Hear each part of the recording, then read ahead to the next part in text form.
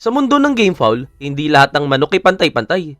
May mga lahi na hindi mo basta makikita sa merkado, mga bloodline na pinamamana lamang sa mga piling breeders, at minsan, mas mahal pa ito kaysa sa kotse at lupa. Ito ang mga manok na inubog ng kasaysayan, klima, at matinding laban at hanggang ngayon ay patuloy na hinahabol ng mga elite breeders.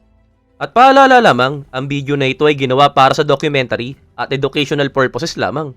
Tatalakayin natin dito ang kasaysayan, genetic at market value ng mga kilalang gamefoul bloodline at hindi ito nagpo-promote ng illegal activity o animal cruelty.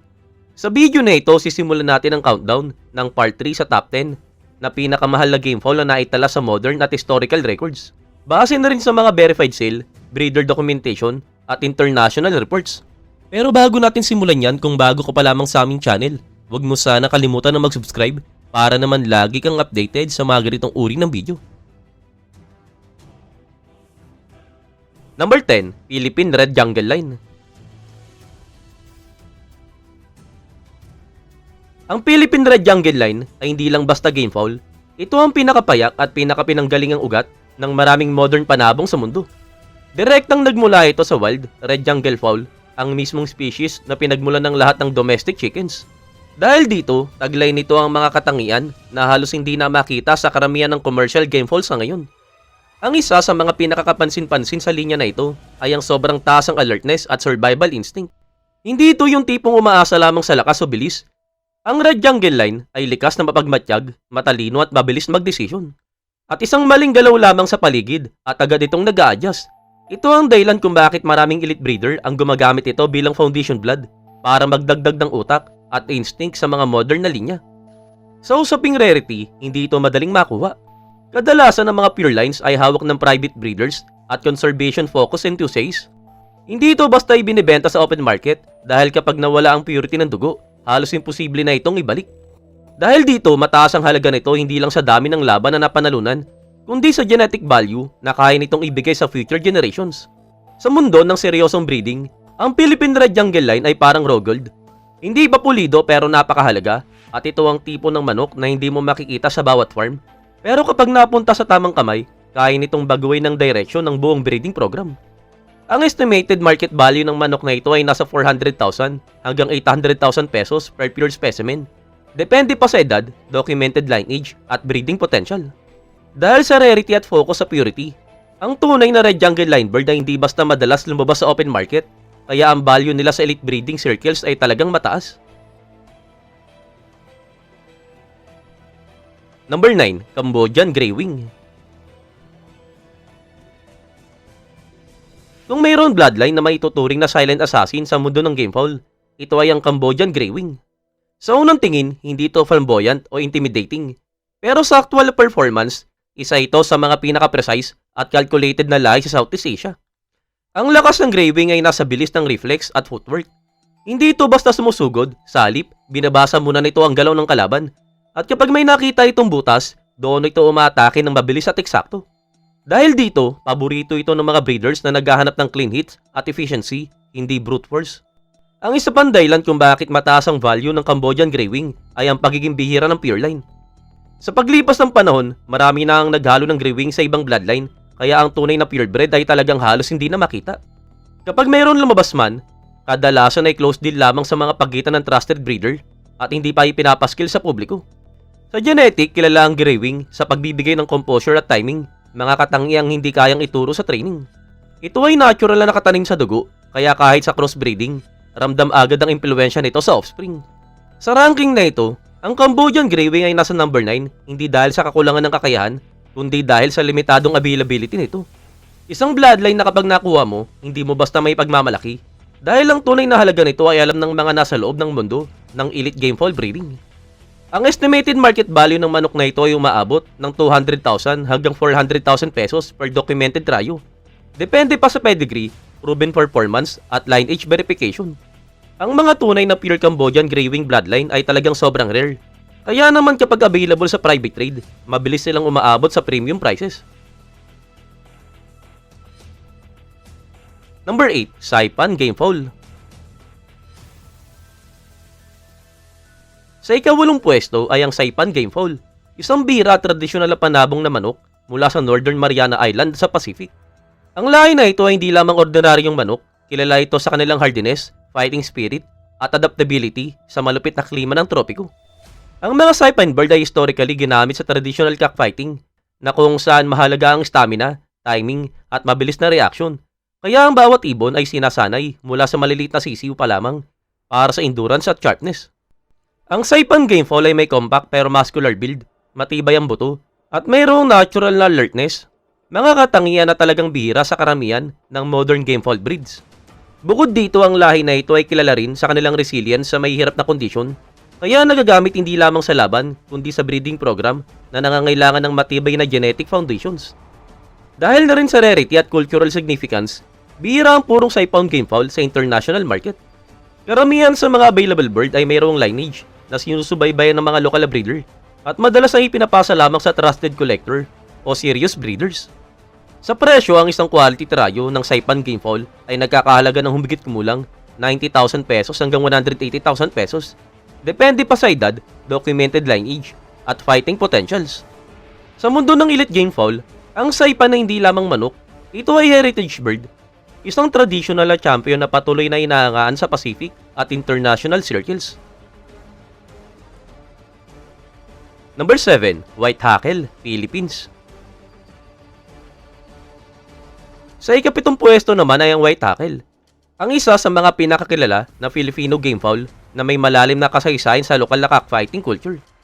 Ang lahi na ito ay kilala sa mataas na stamina, matatalim na reflexes, at agresibong fighting style, kaya matagal lang ginagamit sa mga lokal na laban sa Pilipinas. Ang mga White Hackle ay may medium build na compact pero solid, may malalakas na paa at leeg, at maikli pero matibay ang pakpak, ideal para sa mabilis na galaw at precision strike. Bukod sa physical na katangian, sila ay kilala rin sa kanilang strategic intelligence, kaya madalas nilang mabasa at makounter ang galaw ng kalaban sa laban. Ang mga breeders sa Pilipinas ay matagal nang nakatutok sa selective breeding ng White Hackle upang mapanatili ang genetic consistency, alertness, at fighting capability. Sa kasalukuyan ng White Hackle ay tinuturing na heritage breed sa Panabong community. At dahil na rin sa mataas na demand at limitadong purong specimen, ang presyo ng quality White Hackle trio ay humigit kumulang 120,000 hanggang 240,000 pesos. Depende pa sa documented lineage, fighting record, at breeding potential. Para sa mga seryosong breeder, ang White Hackle ay hindi lamang manok. Ito ay investment sa genetic legacy at simbolo ng elite Filipino cockfighting tradition. Number 6, American Game. Sa ika-6 na pwesto ay ang American Game, isang kilalang breed ng fighting chicken na na-develop mismo sa Estados Unidos para sa laban at pagiging matibay sa ring. Ang American Game ay historically ginamit bilang competitive bird sa mga pit dahil sa aggressive fighting instinct at balanced build ito. Ang breed na ito ay hindi puro rustic chicken lang. Ito ay gamefowl ng purposeful breed at madalas mong makikita sa mga international video at breed list kapag nag-search ka ng fighting rooster breed. Karaniwan silang medium build, mayroong matatag na postura at alert expression, isang kombinasyon ng speed, strength, at agility na hinahangaan ng mga breeders at handler. Marami ring variation ng American Game dahil sa pinaghalong iba't ibang fighting lines sa pagdaan ng panahon. Kaya nakikita ang diversity nito sa itsura pati temperament. Kahit hindi palaging ginagamit sa modern high-stake competition, tinuturing itong classic bloodline at kadalasan pinagbasihan sa pagbuo ng bagong gamefowl strains. Ang estimated market value ng manok na ito ay nasa 80,000 hanggang 200,000 pesos per bird. Depende pa sa pedigree, performance potential, at demand sa breeder community. Number 5, Yakido, Japan. Sa ika-5 pwesto ng ating listahan ay ang Yakido, isang Japanese gamefowl breed na kabilang sa mas malaking grupo ng Shamo fighting chickens. Hindi ito basta ornamental na manok. Ang Yakido ay sadyang dinevelop bilang fighting stock. At ang lahi na ito ay kilala sa lakas, speed, at endurance, kaya naman perfect ito sa traditional na laban sa Japan. Ang isa sa mga pinakainahangaan na katangian ng Yakido ay ang matatag at compact na build. Hindi ito sobrang laki tulad ng ibang heavyweight breed, pero ang dense na muscle, matibay na leeg at malakas sa paa nito ay nagbibigay sa kanya ng edge sa ring. Sa laban, talagang mahalaga ang bilis ng reflex, agility at tamang posture, at lahat ng ito ay natural na meron sa Yakido. Historically, ang Yakido ay ginagamit bilang sparring partner at training bird para sa mas malalaking fighting breeds. Dahil sa kanyang tactical movement at composure, Natututo ang ibang gamefall na nakakasalamuha nito sa ring kung paano mag-adjust sa iba't ibang fighting style. Kahit maliit sa laki, ang Yakido ay mayroong reputasyon sa pagiging intelligent at strategic fighter. Kaya naman hinahangaan ito ng mga breeder at handlers sa buong Japan at iba pang parte ng Asia. Hindi lang ito manok na pambato sa ring. Ang Yakido ay isang simbolo rin ng Japanese tradition sa cockfighting. Ang mga breeder ay pinapanatili ang pure lines ito para sa fighting excellence, kaya ang bawat specimen ay carefully selected batay sa lineage, fighting potential at physically characteristic. Ang quality Yakido ay isang investment hindi lang sa sabong, kundi sa pagpapanatili ng heritage ng Japanese gamefowl. Ang estimated market value ng Yakido ay nasa 120,000 hanggang 280,000 per bird. Depende pa sa pedigree, fighting potential at reputation ng breeder. Number 4, tie game. Sa ika-4 na pwesto ng ating part 3 countdown ay ang tie game. Isang kilalang hard feather fighting chicken na nagmula sa Thailand at isa sa mga classical gamefowl breed sa mundo ng sabong. Hindi lamang ito ordinary na manok, ang tie game ay isang resulta ng traditional na pagbuo ng lahi para sa sabong at performance. Ito ay kilalang kilala sa agility at tenacity, mahabang paa, mabilis na galaw at refined reflex. Sa traditional na cockfighting, ang mga tie game bird ay hinahangaan dahil sa kanilang kakayaang umikot sa ring na parang strategic fighter at hindi lang basta agresibo. Ang tie game ay malakas ang leg muscle, slick ang katawan, at mayroong unique fighting temperament, balancing combination ng speed, timing at endurance. Sa international breeding circle, ginagamit ito hindi lamang sa fighting line, kundi pati na rin bilang genetic enhancer para mapasama sa iba pang high-performance gamefowl mixes. Sa estimated market value sa mga breeder hub sa Southeast Asia at international breeders, ang mga quality tie game specimen ay karaniwang nagkakahalaga ng 100,000 hanggang 250,000 pesos per bird. Depende pa sa pedigree, age at proven performance trait, isang realistic price range base sa typical fighting chicken marketplace at demand ng gamefowl enthusiasts. Number 3, Saigon Gamefowl, Vietnam. Ang Saigon Gamefowl na nagmula sa Vietnam ay isa sa mga pinakaprestigyosong fighting chicken sa buong Southeast Asia. Kilala sila sa kanilang exceptional agility, strategic intelligence at matinding stamina na ginawa silang paborito ng mga breeder na naghahanap ng elite bird para sa panabong competitions.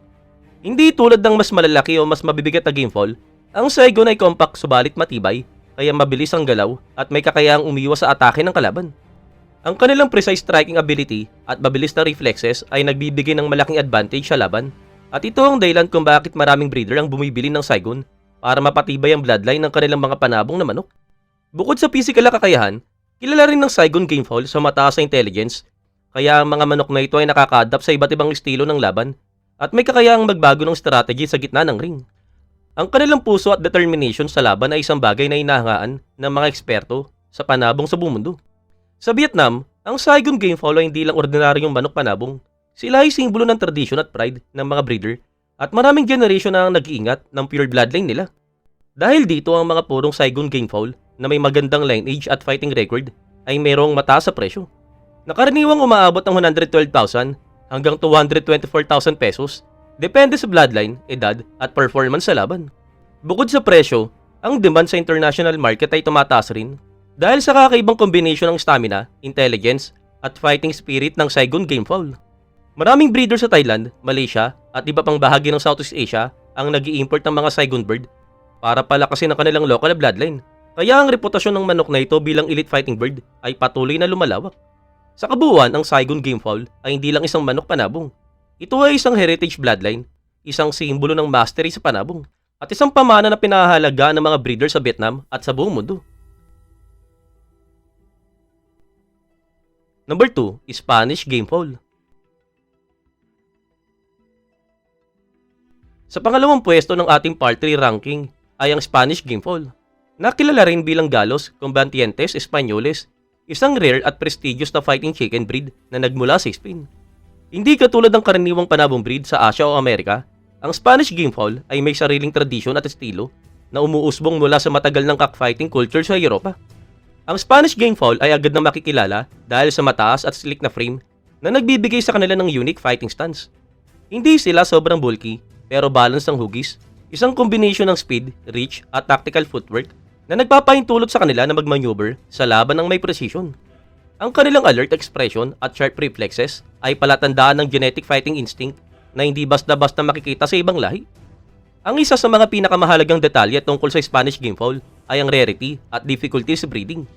Dahil sa pag-iwas sa laban sa maraming bahagi ng Europa at dahil sa limited pure line, ang mga tunay na Spanish Gamefowl ay bihirang lumalabas sa merkado at kadalasan ay nasa collection lamang ng mga serious Gamefowl breeders at elite collectors. Dahil dito ang presyo ng Spanish Gamefowl ay mas mataas kaysa sa typical Gamefowl breed na makikita sa online listing. Ang isang quality specimen, lalo na kung may clean at verified lineage, ay pwedeng umabot sa 300,000 hanggang 700,000 pesos bawat isa, isang price range na naaayon sa rarity at historical value ng lahi. Ang range na ito ay mayroong realistic kung ikukumpara sa mga documented listing ng rare fighting breed at elite Gamefowl market online. Sa aspektong panabong, ang Spanish Gamefowl ay hindi lang basta rare, ito ay heritage bloodline na may estilo at technique na hinahangaan ng mga breeder sa buong mundo. Ang pagkakaroon ng ganitong lahi ay hindi lamang isang asset sa genetic pool, kundi isang simbolo ng legacy at prestige sa elite Gamefowl community.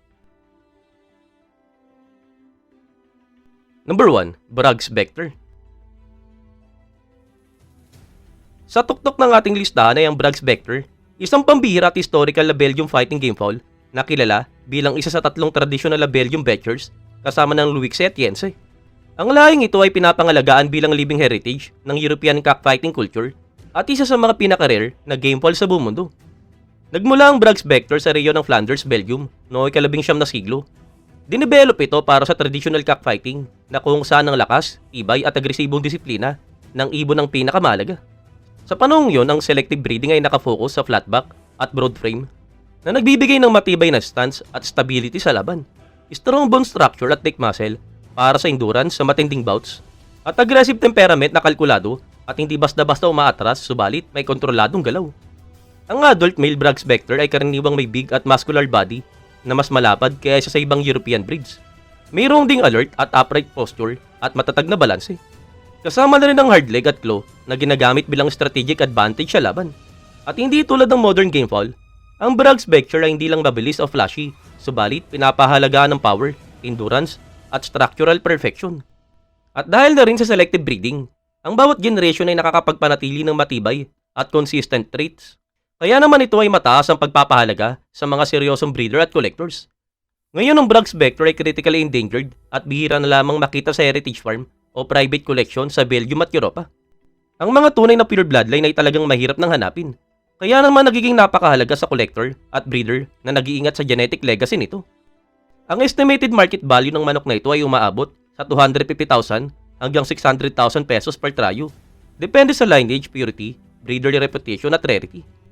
Para sa mga collector at breeder, ang Braggs Vector ay hindi lang manok. Ito ay living heritage, genetic treasure, at simbolo ng European cockfighting history. Sa mundo ng Gamefowl, ang Braggs Vector ay simbolo ng classic European fighting genetics na nagbibigay ng inspirasyon sa modern breeding program sa pamamagitan ng structural improvement sa other breed, strategic fighting traits, at historical reference sa mga enthusiasts at breeders. Sa madaling sabi, ang Braggs Vector ay bihira, historical at mahalaga, isang living piece of European Gamefowl legacy na patuloy na pinapangarap ng mga breeder at collector sa buong mundo.